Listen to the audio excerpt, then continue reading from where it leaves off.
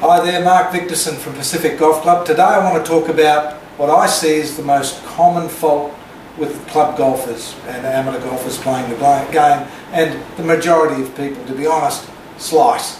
Okay, so this is what I see as the greatest contributor to that slice. I've got two swings up here on the video.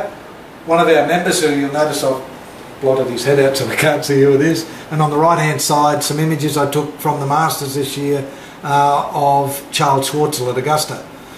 So on the left hand side, this gentleman, who shall remain nameless, on his way down, the club shaft, you'll see, is starting to be thrown outwards towards the ball. The shaft is now in line with his forearm, left forearm, and at this point, when the club's parallel to the ground, the shaft of the club and his hips are almost perfectly in line. What does happen as he rotates his hips through? The club now swings to the left, causing either a top in this case, or with this particular person, a bit of a back foot open face slice. They see quite restricted because he's swinging across his body, throwing it across to the left, nowhere near down the target line. Now the guy on the right, Charles Schwartzel, on the way down, you'll see that on the way down the club shaft is not in line with his left arm at all. The shaft is now on top of his right arm on the way down, and the shaft of the club and his hip line are very different.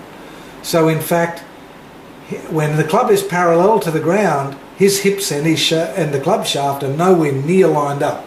There's quite a difference. In fact, I think it's around 45 degrees difference between his shaft line on the way down and his hip line. Of course, as he turns his hips, it squares the club face down on the target line, and he's hitting basically a little to the side of his hip line.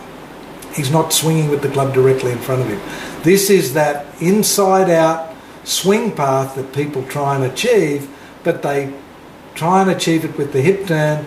The key to this is to get the shaft angle offset to the hip line at least 45 degrees so that you can deliver the club from the inside path. As you can see, a very different finish position because it's dragged him out. Okay, so what we just saw on the way down with the person who was swinging incorrectly, the club's being thrown that way, and when the club shaft is parallel to the ground on the way down, basically in line with the person's hips, and then as their hips turn, it pulls the swing path across their body, creating this either a top or a slice, because you tend to leave the club face open as a result of that.